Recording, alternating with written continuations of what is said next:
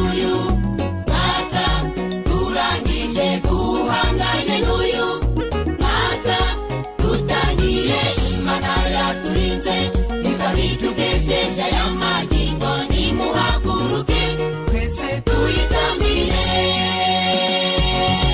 abenshi barapfuye wowe urasigara tuburanga subitonzi gukiranuka warushaga abatambutse haguruka ufashe tuyishimire. Turabasuhuje rero nshuti bakunzi ba Bitu TV, reka dutangire tubifuriza Noheli nziza n'umwaka mushya muhire wa 2025 muzawurye muherekeze nawo neza kandi Imana iyo mu ijuru ikomeze ibabe hafi, ibyifuzo byanyu byiza ikomeze ibishyireho akadomo ibaho umugisha, ibyo mwifuza muzabibone muri uyu mwaka wa 2025 kandi muzawugiremo impagarike n'ubugingo.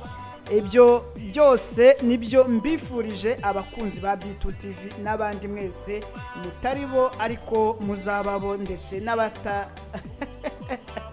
n'abataribo n'abatari abakunzi bacu, reka tubifurize kuzagira umwaka mushya mwiza wa 2025. Ndizera ko abantu benshi rero ubu ngubu batangiye kugenda binjira mu minsi mikuru, baragenda binjira mu minsi mikuru. Uyu munsi ni ku cyumweru, hari abarangije kugera ku wa mbere cyangwa se hari abari ku wa gatandatu, ntago mbizi neza, ariko abageze ku wa mbere bo barahari ndetse n'abakiri ku cyumweru barahari. Ubwo rero reka mbifurize icyumweru cyiza. Uyu munsi rero nagize henya mba nikojeje ahantu mu rusengero, abantu barahimbaza mpita mbona yuko abantu binjiye mu minsi mikuru. We uziko mu minsi mikuru niyo waba utaragera wa munsi, ariko ushobora kugera ahantu ugahita ubona yuko iminsi mikuru byaba hanze n'imbere mu mitima abantu baba bageze mu minsi mikuru, ariko harimo byinshi ushobora guhita ubonaho. Mu kiganiro cy'uyu munsi rero tugiye kubereka ukuntu abantu barimo kwitegura kwinjira mu minsi mikuru, kwinjira kujya muri anniversaire ya Yesu Kristo cyangwa se Yesu cyangwa se Jesus cyangwa se Joshua, bitewe n'umuntu uko abyumva cyangwa se uko ashaka kubivuga cyangwa uko abivuga bitewe n'igice atuyemo. Uyu munsi rero nibyo ngiye kubereka. Abantu barangije kwinjira mu minsi mikuru ndetse amadekorasiyo ameze nabi mu makanisa amwe namwe, mu nsengero, mu kiliziya zimwe na zimwe. Imyiteguro yaratangiye ariko n'indirimbo nazo zirarimbanije, abantu batangiye kuririmba indirimbo za anniversaire ya Yesu cyangwa se ya Yesu. Narababwiye ngo ntituzapfe ururimi, navuga Yesu, navuga Yesu, navuga Jesus, navuga Joshua, navuga ubwo bitewe nyine naho weho ubarizwa uragenda wikuriramo ibyawe. Reka rero mbifurize ibihe byiza, mbifurize umwaka mushya muhire, muzawuronkemo ibyo mutaboneye muri 24 muzabibone muri 25. Ushobora kuba wari waraplaninze cyangwa se wari waravuze uti uyu mwaka uzashira mfite ibi ntibigukundire, ariko reka twizere ko muri uyu mwaka wa 2025 uzakubera umwaka mwiza, uzakubera umwaka w'amahoro, uzakubera umwaka uzavuga uti uyu mwaka kabisa, uyu mwaka ngugizemo ibihe byiza. Imyaka rega burya iminsi ntihwana, niko umunyarwanda yavuze, ariko buriya n'umurundi nikavuga buriya. Nzabaza mushuti wanjye witwa Nikeze mubaze niba n'umurundi ariko avuga. Nibyo nababwiraga rero, buriya hari ukuntu umwaka ugatangira ntukubere mwiza, ukanarinda urangira utakubereye mwiza. Ibyo nabyo bijya bibaho, ariko nanone ntitukajye tuganzwa n'ibibi gusa. Niba ufite imyaka runaka umwaka bari wo wavuyemo ukakubera mubi, kuki wumva yuko ntacyo kimaze ukiyanga? Bamwe bakibuza ubuzima, ugasanga mbese nta gukiganira n'abantu, wariheje, warigunze, ukumva ubuzima bugiye kurangira. Ariko siko bimeze. Iminsi ntihwana, iminsi buri gihe si ku wa mbere, buri gihe si ku cyumweru. Haza iminsi y'imibyizi, hakaza na weekend, hakabaho amanywa, hakabaho nijoro, hakabaho imvura, hakabaho izuba, hakabaho ikibunda, hakabaho n'umucyo. Ibyo byose rero ntago dushobora kubyirengagiza, kuko buriya ni nayo mpamvu Imana ijya kurema abantu ntago yabaringanije mu buryo bwe, byaba ari uburyo abantu bateye, byaba ari uburyo kwa kundi imitima y'abantu atari imwe, ukajya kumva ngo uriya muntu ngo ni umuntu mwiza, wajya kumva ndaravuze ngo uriya muntu ngo ye baba we ngo n'amazi yo kunywa nayo yaguha. Ibyo byose rero buriya nuko wenda rimwe na rimwe abantu bacira abandi imanza nubwo biba bidakwiye. Buriya uriya muntu uvuga ngo nta mazi yakwihera, hari abandi ayaha, wenda weho hari impamvu, hari icyo mwaba mwarapfuye, buryo uba ukwiye no kumwegerere gukamubaza. Ni nayo mpamvu rero hari ijambo rivuga ngo kunda mugenzi wawe nk'uko wikunda ubwawe. Iryo jambo buriya si ryo ryaba iry'umwakara, kunda mugenzi wawe nk'uko wikunda ubwawe. Buriya uramutse ubonye mugenzi wawe ukamwibonamo nk'uko Imana yavuze ngo turemwe mu ishusho ryayo, ni nayo mpamvu rero buriya ari njyewe ari weho turi bamwe, yaba umwirabura cyangwa umuzungu, ariko twese twakomotse kuki? Dukomoka ku Mana. Nta muntu wiremye, twese twaremwe n'Imana. Bityo rero turi mu ishusho ryayo. Reka rero ntitukaryandurishe ibibi, ahubwo tujye duharanira gukora ibyiza, kandi n'igihe wakosheje cyo wibuka gusaba imbabazi, ntacyo biba bitwaye. Ariko rimwe na rimwe hari igihe usanga ducikwa, hari igihe usanga ibintu bitagenda nk'uko tubyifuza. Reka uyu mwaka urangire uwo twaba twaragiranye accrochage cyangwa se uwo twaba twaragiranye akabazo, reka duhane imbabazi, ubundi umwaka utaha ubu umwaka w'imigisha. Mbitu TV rero irababwiye ngo umwaka mushya muhire wa 2025, kandi mbere yawo murabizi yuko mwizihiza anniversaire ya Yezu cyangwa se ya Yesu. Ni byiza cyane iyo anniversaire rero izabe mu miryango yanyu, muzayizihize neza, abana mu biruhuko, muzasangire Noheli, muzasangire Bonane. Nyamuneka ntihazagire rwose uwo umwaka urangira afitanye akabazo na mugenzi we, uzamubwira uti inshuti muvandimwe rwose aho nagukoshereje mbabarira, hanyuma ubundi ubuzima bukomeze. Nanjye niba hari aho wankoshereje ndakubabariye, hanyuma ubuzima bugakomeza. Gusa nanone hari abarwaye, hari abagize ibyago muri uyu mwaka. Mwese reka tubakomeze, abagize ibyago mwihangane, abarwaye namwe turakomeza tubasabire kuri Nyagasani Imana yacu kugira ngo mukire, musubire mu miryango yanyu, musubire mu buzima busanzwe, mujye gukora, kandi tuzi neza yuko bizagenda neza. Reka rero ntabicisha amatsiko, uyu munsi hari korali nasuye yaririmbaga neza cyane.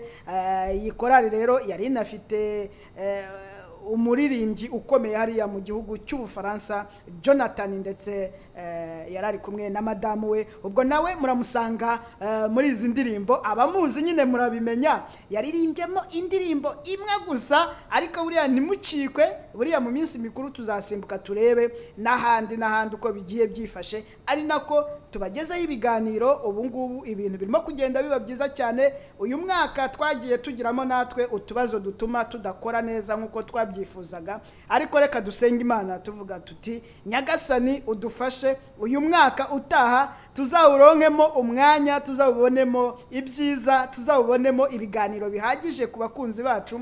Ariko abakunzi bacu nabo reka tubasengere tubasaba ngo ikiganiro uko kije ugerageze usharinge, ugihe abandi nabo bakirebe, gutyo kugira ngo natwe dutera imbere tuzamuke, YouTube ikure ndetse n'aba subscribers bazamuke, views zibe nyinshi, bityo natwe ubutaha tuzavuge tuti reka dufete uyu mwaka ubu YouTube channel yacu imaze umwaka, ubu rero turavuga tuti umwaka utareka tuzamare imyaka 2 nibura hari akantu kavaho. Erega buriya tuba twakoze tuba twakoze. Reka nsuhuze rero abakunzi bacu, hari abakunzi bacu bari hano muri Leta Zunze Ubumwe za Amerika. Reka tubabwire ngo yambo sana abantu mwese muzi ko mwakoze subscribe, mwongere mwiminjiremo akabaraga. Nangiye kuvuga ngo mwiminjiremo agafu, ariko ushobora kuba wanyweye amazi menshi wakiminjiramo agafu bigatema.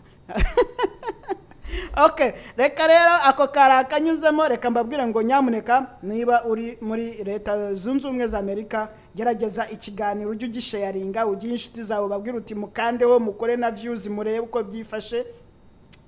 Siko bimeze. Reka nsuze rero abantu mwese mwatangiranye natwe kuri iyi channel. Reka mbifurize umwaka mushya muhire. Ebana aya mbere aboneka duhita tujya kuyaserebura ahantu kabisa. Hanyuma uyu mwaka rero reka mbabwire ko uyu mwaka natwe buriya ntago wagenze neza nkuko twabishakaga, ariko ku rundi ruhande nkuko nababwiye ngo ntitukaganzwe n'ibibi gusa, turashima Imana yuko tugikora kandi hari byinshi byiza turimo gusoza tubona. Ngira ngo umwaka utaha byo tuzaba dufite n'aga studio keza kagezweho, kandi turimo kubisengera kugira ngo ibintu byose bizagende nkuko tubyifuza. Hari byinshi rero byagiye bivugwa ku mihanda, ngira ngo aho ngaho hose nagenda ngarukaho, ariko buriya mu biganiro bitahanza noshaho gatoya ku byagiye bigaruka kuri iyi mihanda ya za YouTube, cyane cyane hariya i Kigali mu Rwanda. Buriya naho nzagenda noshaho ngenda mbanosheraho kugira ngo ngende mbagezaho ibyagiye biranga umwaka. Buriya ni nabyiza kubimenya amakuru amwe namwe yagiye aranga umwaka, tukamenya ngo uyu mwaka se wasize iki, uyu mwaka wagenze ute ku bijyanye n'ibyagiye bikorwa. Hari benshi baba batakibyibuka, ariko buriya tuzagerageza tugende tubakusanyiriza uko Imana idushoboje, uko umwanya wacu ubonetse, tubagezaho ibintu byinshi kandi byiza. Reka ngusuze rero weho Jado uri hariya mu gihugu cya Canada. Reka nsuhuze abavandimwe hariya benshi cyane batuye hariya i Toronto, benshi twagiye tunabonana, ariko hari n'abandi bari hariya muri leta ya Ottawa.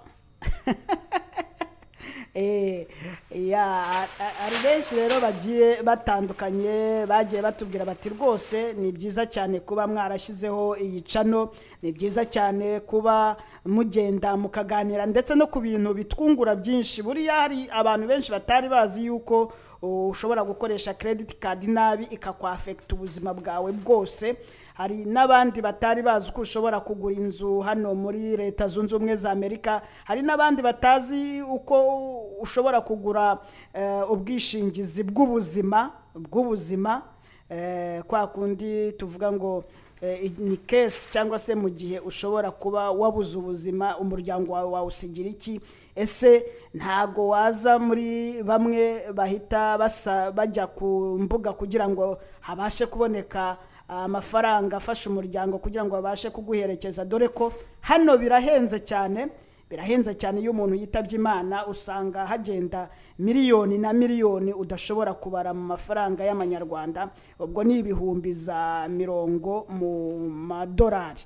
Reka rero ndeke kubicisha amatsiko, nari ndimo ngenda nsuhuza abantu. Ni benshi cyane, hari abantu twagiye dutangirana kuri uru rubuga, harimo sound engineer cyangwa se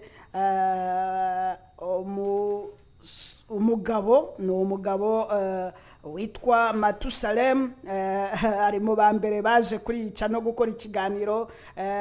Umusaza Nikeze, brother wacu Nikeze, nawe dukunda kwita ngo ni tonto Nikeze, nawe ari mu baje gukora ibiganiro hano, kandi rwose yagiye atugaragariza umuhate.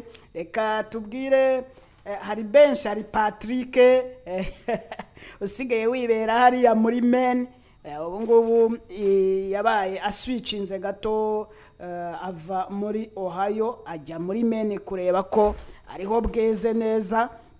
Hari n'abandi rero bagiye baza kuri iyi channel.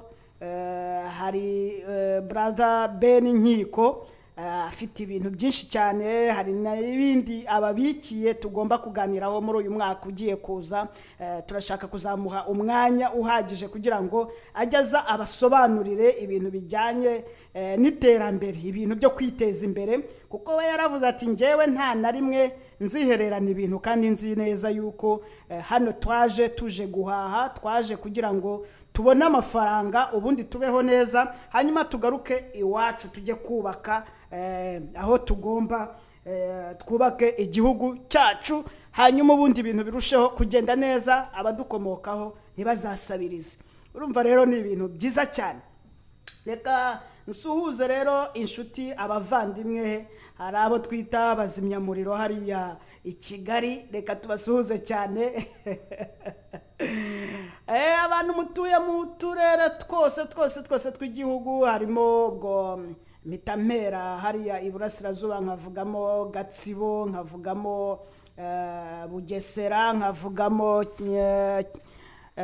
Rwamagana, Kayonza, Ngoma, Kirehe. Abo ngabo nkaba ndabarangije nkababwira ngo yambo sana muri mutya.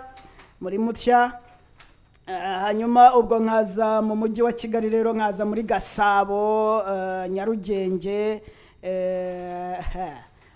ubwo se ho ntibiza kumvangara, buriya ahantu utabaye buriya ni ikibazo. Abantu bahita bagufata yuko kutabaye cyane i Kigali. Gasabo, Nyarugenge, ubwo se utundi ndutuye Kicukiro, ubwo se sutwara n'umujyi wa Kigali.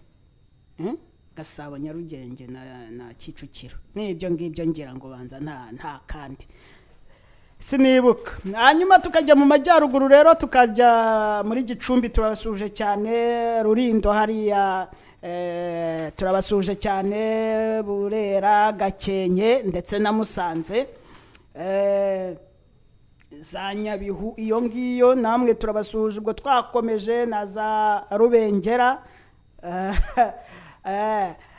tugakomeza za Nyamasheke, Rusizi, aho ngaho tukababwira ngo mukomere cyane, Imana ikomeze ibarinde ibaturindire. Reka twifuzanye rero Noheli nziza. Ubwo turavuga ngo Noheli nziza, ubundi hari indirimbo yavuga ngo Noheli nziza abanyarwanda. Reka twifuzanye rero Noheli nziza, tubabwira ngo mukomeze munogerwe na B2 TV show, kandi tubabwira yuko ibyiza byose tuzajya tubibagezaho 150%. Ari umutipe bita Regis hariya. Regis ngo what is your name? My name is Regis. Reka ngusuhuze cyane. Umuntu tuziranye ku izina rya Kavumbi. Motari nawe ndamusuhuje, umuntu tuziranye ku kazina ka Motari ndamusuhuje cyane. Reka rero abantu mwese ba Olivier mbasuhuze cyane. Abantu mwese abantu promotion 2015 ya YouTube, reka nyisuhuze cyane. 2015 ndetse na promotion ya 2018. Mwese ndabasuje cyane, muri abantu b'abagabo kandi ndabakunda cyane. Reka nsuhuze brother John uyu munsi ntago twabashije kuba turi kumwe, ariko John ndagusuje cyane. Reka nsuhuze cyane abakunzi, hari abakunzi twakundaga kuba tubana hariya kuri Radio Shingiro ikorera Igicumbi. Abakunzi baradishingiro rero, cyane cyane abantu bakunze ikiganiro Uzindukanye Ijambo. Ni ikiganiro kiba rimwe mu cyumweru, Saturday morning, 7 to 9, saa moya, saa tatu, ariko wenda ubu ngubu cyarahindutse. Ariko reka mbabwire ngo abakunzi ba Uzindukanye Ijambo, ubwo reka mbatere peace yambo sana. N'abashemererwa Munonga, nuko bimeze ngo nabashemererwa munonga abantu abarushaki abantu abakatunaho n'abaramusya mugire ebiro birungi nagira nti mukama abarinde ati nkaba mbifuriza umwaka murungi gwa 2025 abantu abakafunjaho n'abaramusya munonga okwe ubwo abo mvuga mwese abahatuye n'abatwumva n'abakora subscribe n'abakurikiranye Bitu TV now. Reka mbabwire rero ngo ibihe byiza cyane kandi reka twumve iki kiganiro reka twumve izi ndirimbo rero zitwinjiza mu mwaka mushya wa 2025 zitwinjiza muri Christmas Noheri isoza uyu mwaka se buriya umwaka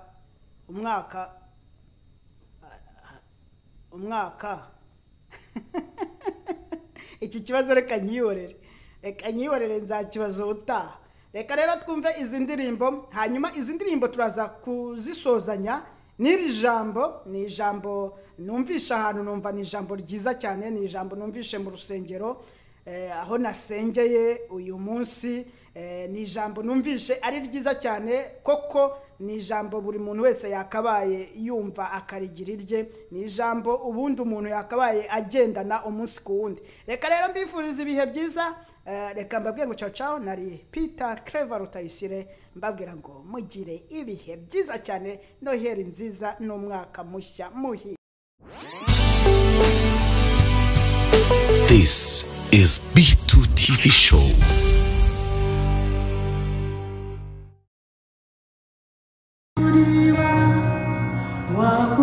Wakuheshimiwa ni wewe Mungu, wakupewa sifa na utukufu ni wewe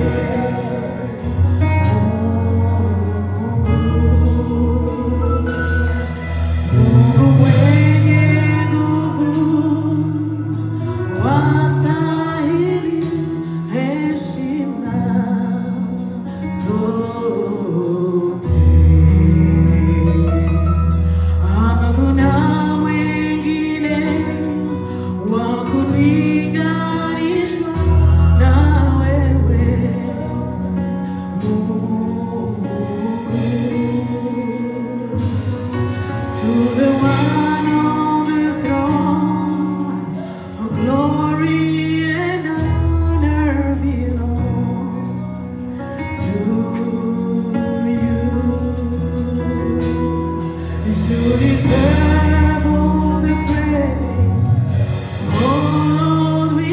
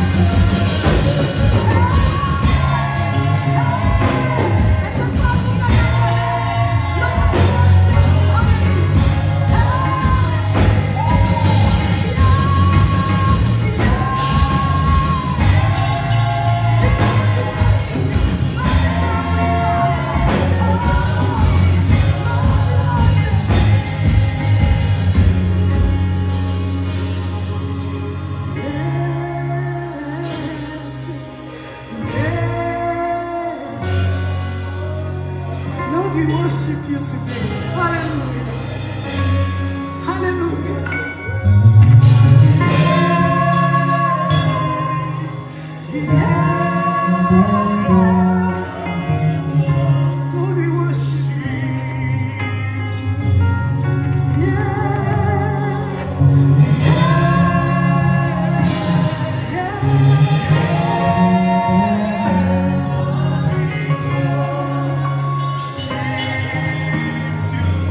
Reka tuvuge ngo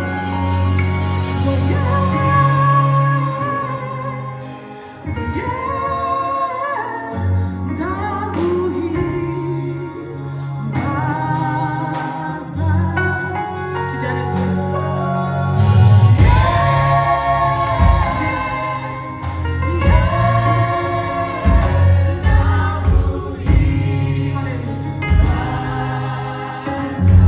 Oh, twese hamwe.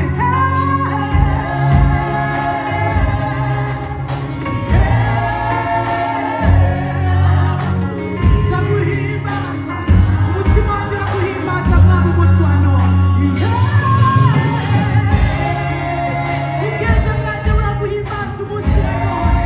Ndaguhimbaza mwami kubw'ibyo umanana byose. Haleluya.